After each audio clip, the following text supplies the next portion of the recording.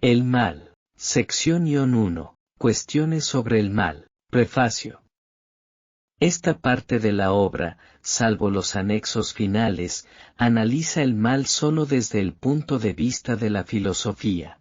Trata de considerar el mal solo a partir de la razón, con independencia de toda religión. Aunque sí que se habla de Dios, puesto que Dios es un concepto filosófico. La idea de un ser infinito omnipotente es un concepto filosófico con el que puede trabajar intelectualmente hasta un ateo. Y si Dios existe, existe por tanto retribución post-mortem. Al hablar del mal, pero incluyendo a Dios, la salvación y la condenación, puede parecerle a alguno que estamos haciendo teología, pero este segmento de la obra tiene una firme voluntad de reflexionar sobre el concepto del mal en abstracto, sin apelar a otros elementos que la mera razón. Cuestión 150. ¿Qué es el mal? El mal es la carencia de un bien debido. Esta es la definición ya clásica de Santo Tomás de Aquino. Llegar a esta definición requirió de muchas generaciones.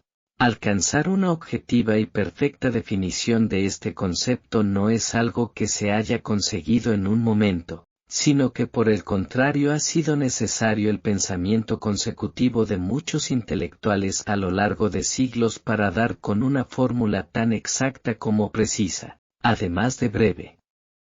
Por lo tanto, el mal no es algo que tenga existencia en sí mismo, sino algo que existe en un ser. Cuestión 151. ¿Existe el mal? La primera cuestión en la que debemos reparar es si existe el mal. ¿No podría ser que el bien y el mal lo ponemos nosotros con nuestra mirada? ¿No puede ser que se trate de un aspecto completamente subjetivo? Lo que consideramos bien y mal no dependerá de un mero aprendizaje cultural. Lo que es malo aquí puede ser bueno en otro esquema de valores. Quizá lo bueno para nosotros, es lo reprobable para otros. ¿No puede ser que los enteros esquemas de bondad y maldad no tengan más fundamento que un código de educación en la mesa al comer? ¿No puede ser que todo sea neutro y sea, en definitiva, nuestra mente la que es enseñada desde pequeña para verlo bajo un aspecto u otro? Quizás son nuestros padres los que desde pequeños nos enseñan qué es el bien y el mal al decirnos una y otra vez, esto malo, esto bueno. Mal, muy mal. Bien, muy bien. La primera cosa que debemos saber es que el mal y el bien son objetivos, aunque a veces nos equivoquemos en nuestros juicios acerca del bien y del mal. Pero el hecho que nos podamos equivocar y de que nos equivoquemos no afecta para nada a la objetividad intrínseca del bien y del mal. La enfermedad, el asesinato, la mutilación, el odio, la miseria, la guerra, el dolor, son males, auténticos y verdaderos males. La lista podría continuar alcanzando a centenares, a miles de aspectos. Nunca lograríamos una lista completa. Incluso los más entusiastas defensores de que el bien y el mal no son conceptos objetivos sienten tambalearse sus esquemas cuando contemplan los campos de Auschwitz. Cuando uno ve las filmaciones de la época con esos barracones cobijando a seres humanos, uno comprende que el mal existe por encima de todo condicionamiento cultural, de toda concepción filosófica. Al ver esos barracones uno comprende que no importan las razones que les llevaran a cometer esos crímenes, no importa el tanto por ciento de personas que en la retaguardia refrendaran esas acciones, no importan los fines por los que creyeran justificadas esas nefandas acciones. Aquello fue malo por encima de cualquier opinión, por encima de cualquier consideración. Uno de los más fatídicos y terribles errores de la cultura postmoderna ha sido la superación del concepto de bien y de mal. Ya no existen el bien y el mal objetivos. Hay cosas que me convienen y cosas que no, hay cosas que van mal a los demás y otras que no, pero el bien y el mal han dejado de existir. Ese ha sido el más trágico error de nuestra cultura. Una vez que todo es neutro, una vez que nada es realmente malo en sí mismo, hemos creado un humus perfecto para que germine cualquier aberración. Si todo es relativo, hasta el mismo concepto de aberración es relativo también. Donde ya no existe el bien ni el mal, ya no hay tampoco nada que sea una aberración. La destrucción de la objetividad del mal nos puede parecer innatural, pero si nos detenemos a reflexionar en la razón última por la que puede existir un bien y un mal, encontraremos que esa razón última solo puede ser Dios. Sin Dios no podrían existir el bien y el mal objetivos. ¿Por qué? Pues, por ejemplo, porque no tendría sentido sacrificar la propia vida en aras de la justicia, si no existe una justicia después de la vida. El heroísmo extremo sería una insensatez. Perder la única vida si no hay nada después, supondría perderlo todo frente a la mera posibilidad de un bien de otros. El mundo por tanto no sería justo. Y si el mundo no es justo, ¿qué sentido tiene sacrificarlo todo por un mundo que en sí mismo no es justo? Sin un garante último del bien, sin una justicia absoluta e infinita, todo está sujeto a opinión. Sin una vida después de esta, este mundo por sí mismo es injusto. No es justo que un chico muera sufriendo terribles dolores a los 16 años, y otro a los 80 habiendo gozado de óptima salud.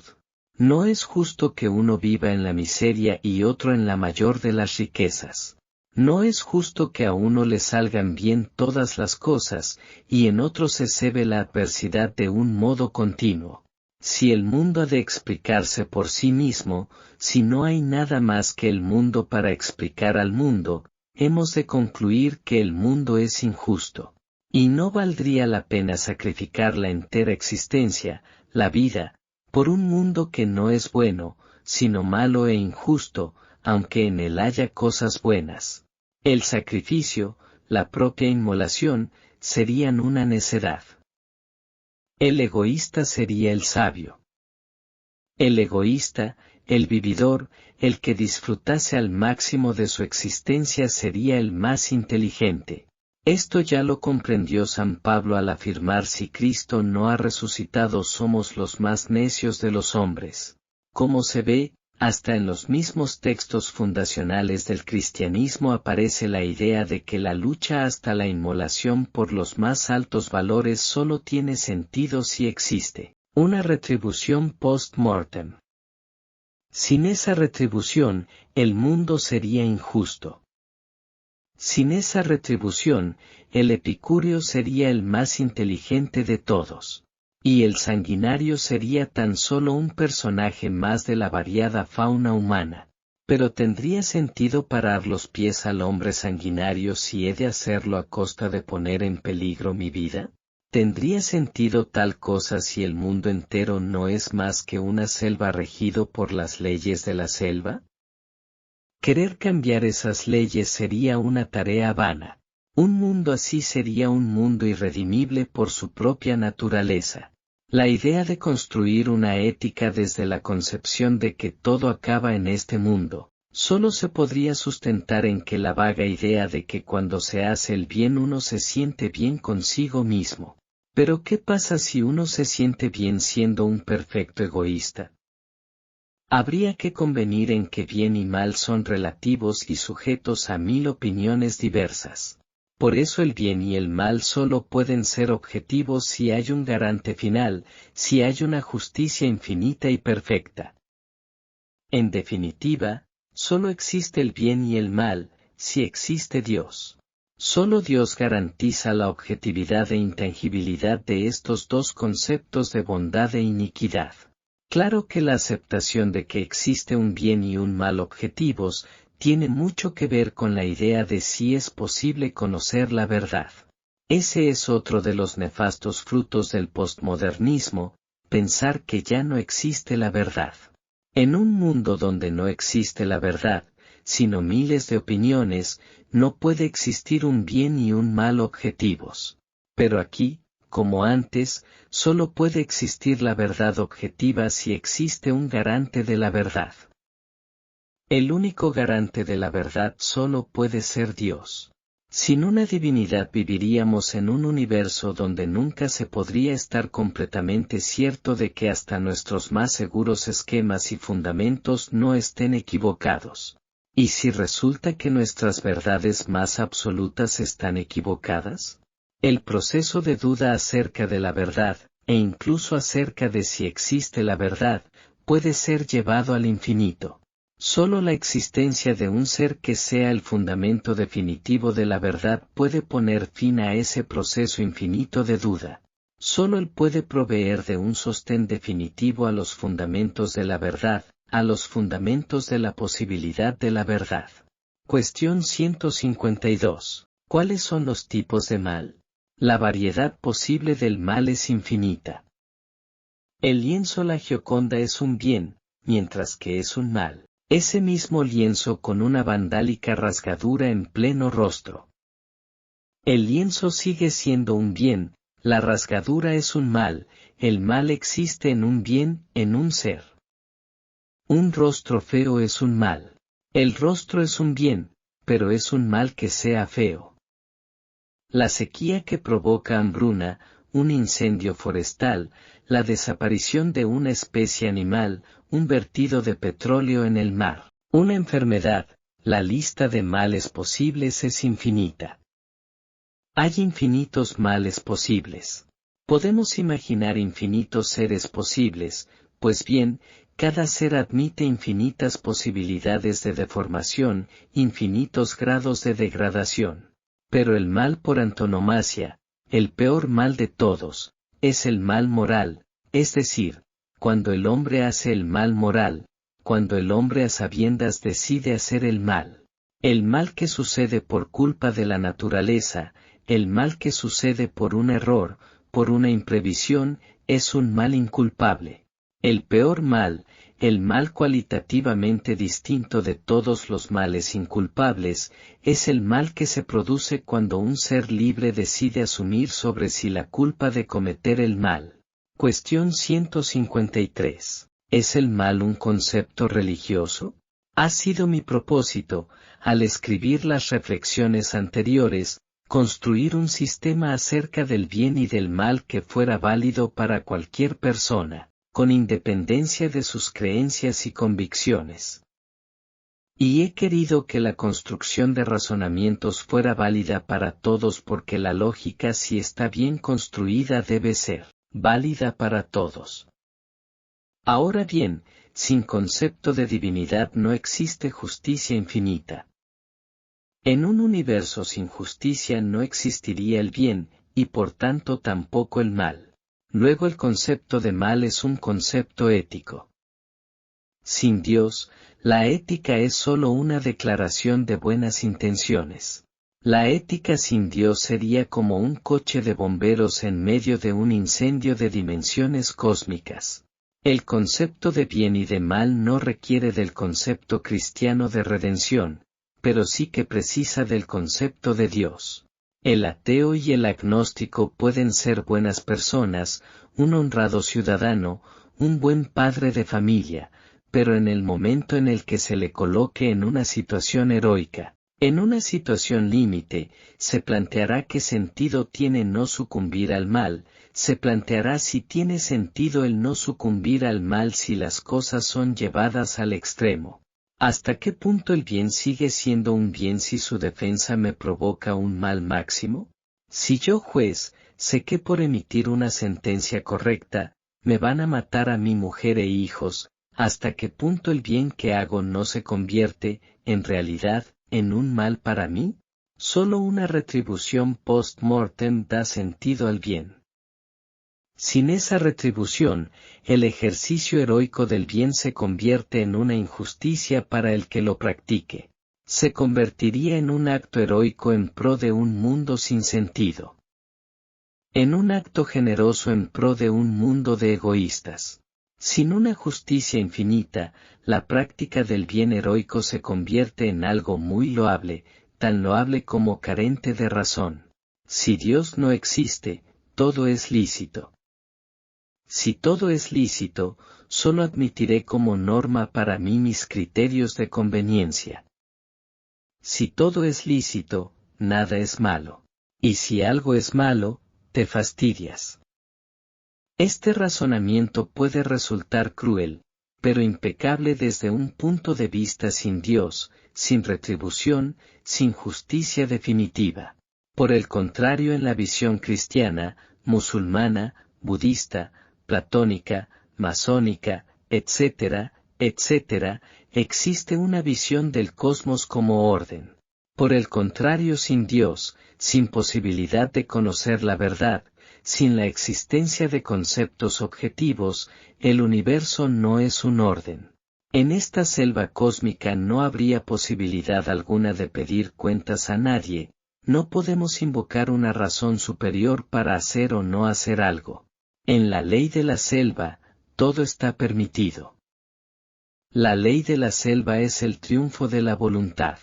El triunfo de la voluntad frente a la filosofía clásica, que es el triunfo de la razón, el orden de la razón.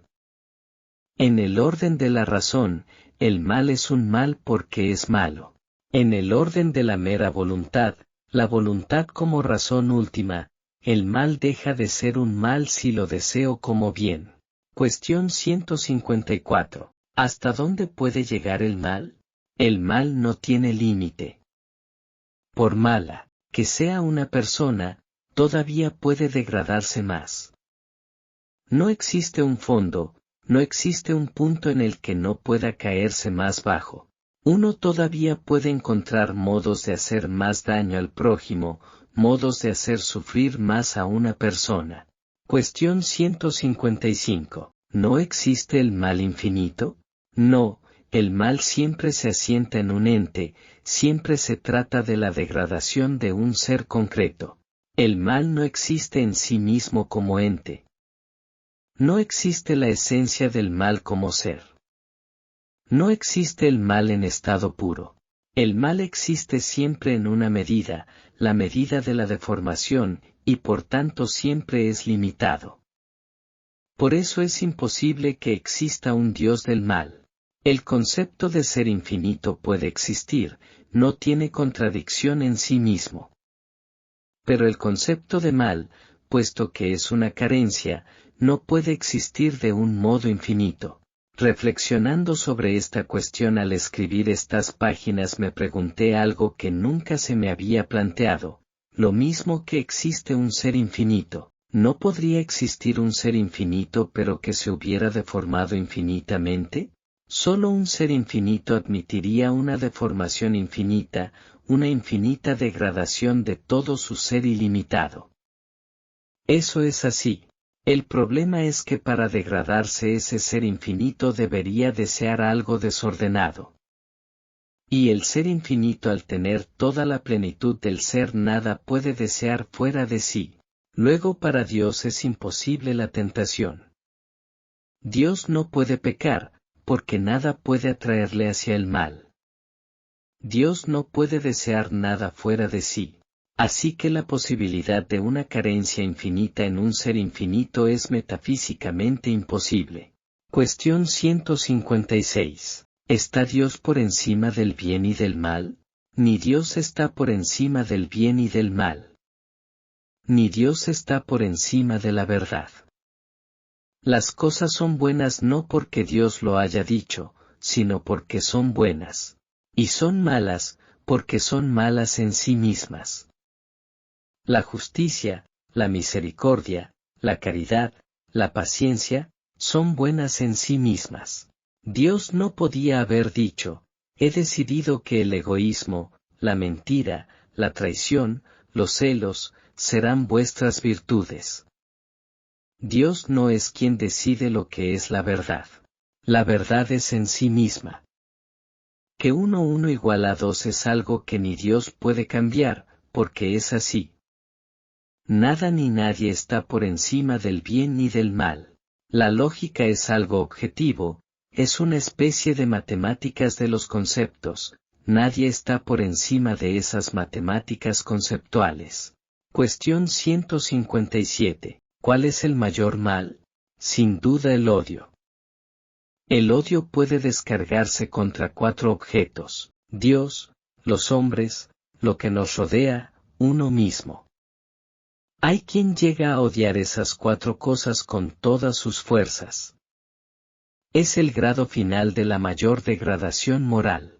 Cuestión 158. ¿Es el pecado un concepto religioso? Efectivamente, sin Dios no habría pecado. Si Dios no existe, todo es lícito, escribió Dostoyevsky. Y tenía razón. Sin Dios ya no hay ni arriba ni abajo, nos repetirá Nietzsche. Sin Dios no solo no hay pecado, sino que tampoco habría la posibilidad de recibir el perdón de un pecado. ¿Quién podría perdonar el pecado? ¿Quién podría perdonar el concepto de iniquidad radicado en una persona? ¿Bajo qué autoridad se podría perdonar el reato de culpa? Si yo hago un mal a una persona, y esa persona me perdona su sentimiento de venganza, me perdona sus malos sentimientos hacia mí, pero no puede perdonar la mancha que hay en mi ser al haber hecho el mal. El concepto de perdón de un pecado supone borrar la mancha que se produce en el interior del ser de una persona por haber hecho el mal. El perdón del ofendido se puede producir, aunque el verdugo se carcajee del mal que ha producido en su víctima. El perdón del ofendido en nada borra el pecado, en todo caso enaltece a la víctima, pero nada más. Al verdugo se le puede ocurrir el hacer todo el bien que pueda desde ese momento para reparar el mal cometido. Pero si uno ha asesinado a miles de judíos en campos de concentración, ¿qué puede hacer para remediar lo ya hecho? ¿Qué se puede dar a cambio de truncar el futuro, los sentimientos y proyectos de centenares de nuestros semejantes? Eso nos hace comprender que existen pecados cuya posibilidad de reparación resulta imposible para las fuerzas humanas, ni siquiera en toda una vida. De ahí que la capacidad de cometer ciertos males supone, indudablemente, la capacidad de cometer males irremediables que implican una culpa, por tanto, imposible de borrar con medios humanos. Más que hablar, como algunos hacen, de una culpa infinita deberíamos decir irreparable. Es decir, hay males tan espantosos cuya reparación escapa totalmente a nuestras manos. Hay males tan crueles, tan aberrantes, cuya comisión está en manos de nuestra libertad, pero cuya reparación perfecta escapa a nuestra libertad. Somos libres de cometer un daño que sabemos que nunca podremos reparar con ningún acto nuestro o con los actos de toda nuestra vida. De esto a la comprensión de la necesidad de una redención solo hay un paso.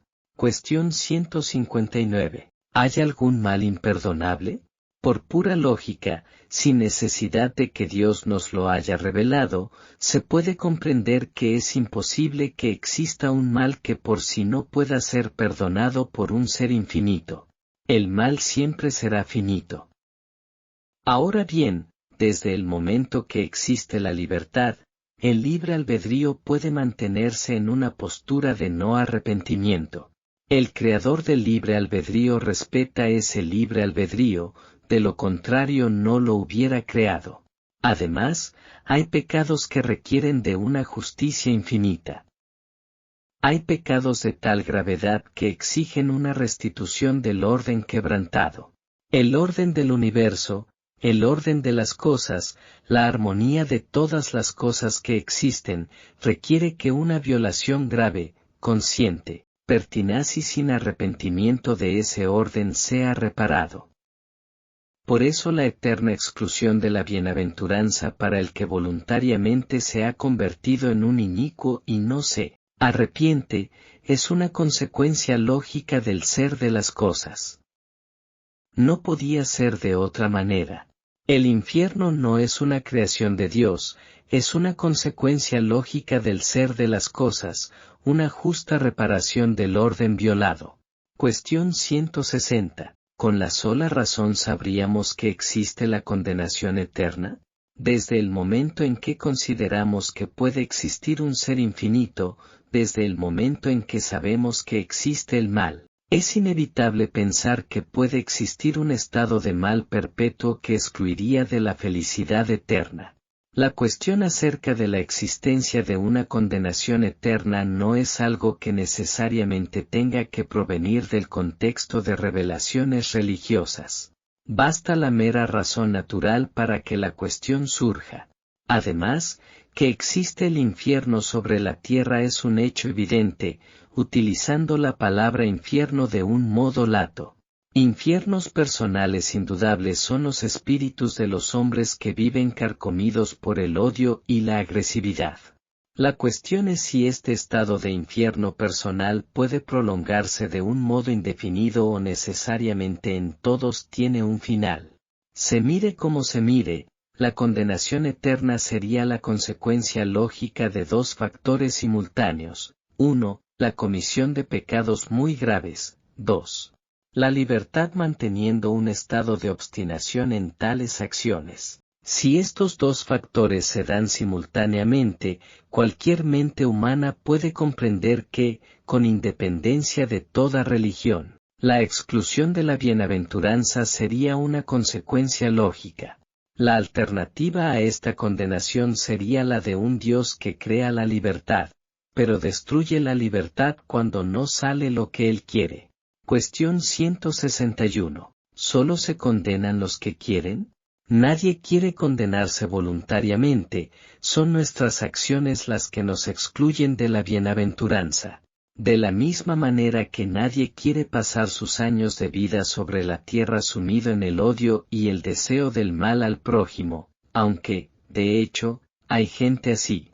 Es decir, nadie escoge, directamente, vivir en la tierra sufriendo por su propia maldad. De la misma manera también hay gente que será excluida del número de los salvos no porque ellos quieran excluirse de ese libro de la vida, a 20:15, sino porque sus propias acciones le excluyen. Cuestión 162. ¿Puede uno condenarse por pequeños pecados? Indudablemente no. La condenación eterna es algo tan terrible, tan espantoso, que solo por graves pecados puede uno perder el fin último de la existencia. Ahora bien, cada pecado por pequeño que sea, es un paso hacia otro pecado mayor. Cada pecado por ínfimo que sea, es un paso en dirección a la condenación. Nadie puede decir, pecaré solo una vez y después no lo volveré a hacer. Cada pecado debilita la voluntad, cada falta oscurece un poco más nuestra inteligencia. Los grandes pecados no existirían sin los pequeños. Cada pecado por leve que sea, es una locura. Supone un paso hacia el precipicio. Da la sensación de que la lucha contra los pequeños pecados sea una cruzada propia de celosos curas y devotas monjas. Y que por el contrario, la gente normal pudiera vivir en una alegre inconsciencia, en una feliz libertad, eso sí, absteniéndose de lo grave. Eso es un error.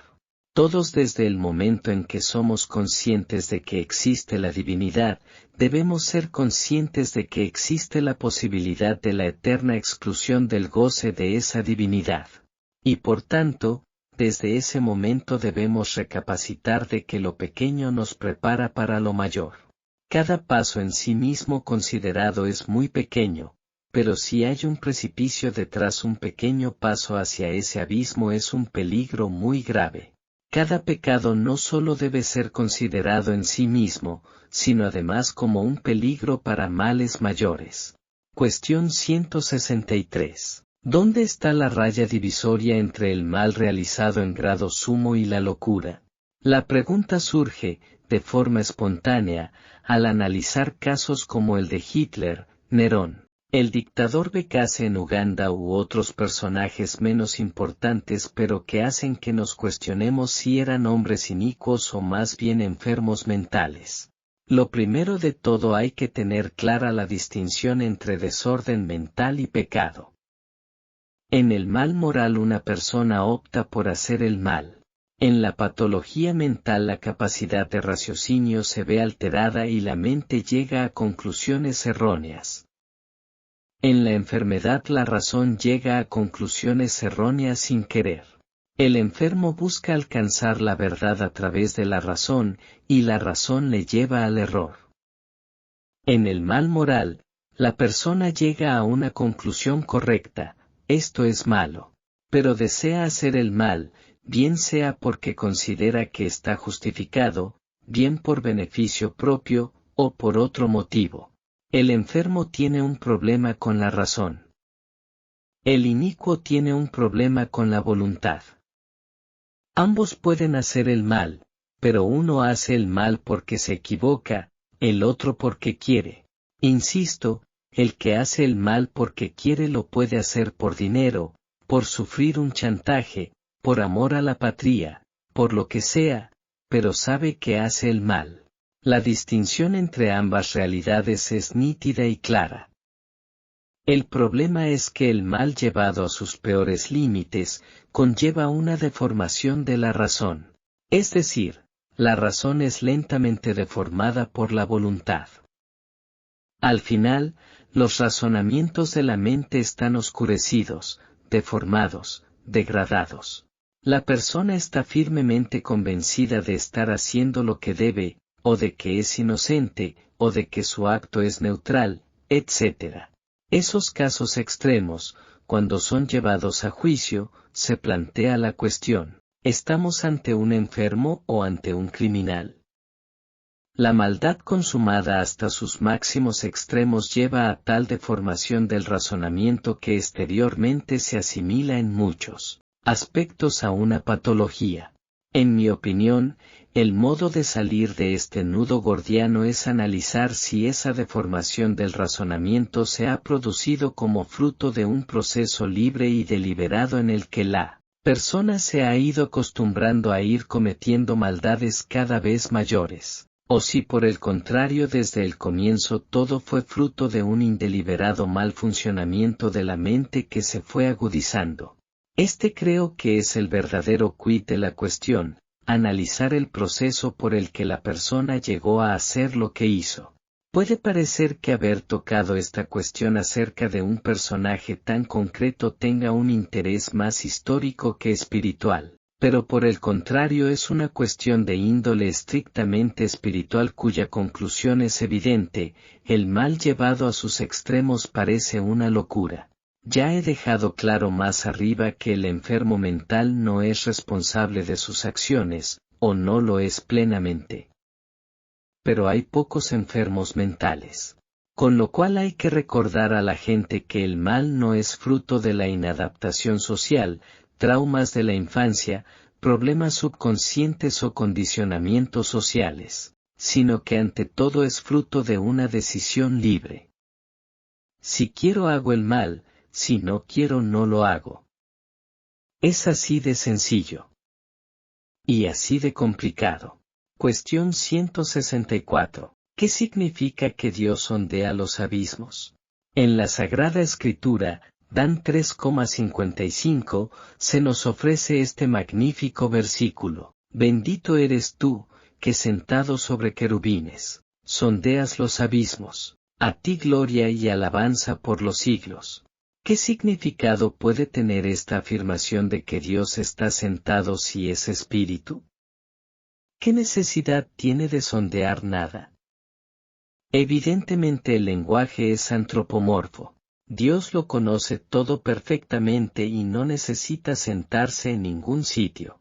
De ahí que hay un significado interno en estas palabras, un significado que va más allá de las mismas palabras. En mi opinión lo que quiere expresar es que Dios está rodeado del amor de sus querubines y serafines. La raíz de la que procede la palabra querub es incierta, aunque algunos han propuesto que procedería de la misma raíz que la palabra carabu, que significa poderoso. Serafín significaría ardiente. Dios rodeado del colosal ardor del amor de sus serafines y querubines, Dios sondeando los abismos. No un abismo, sino los abismos.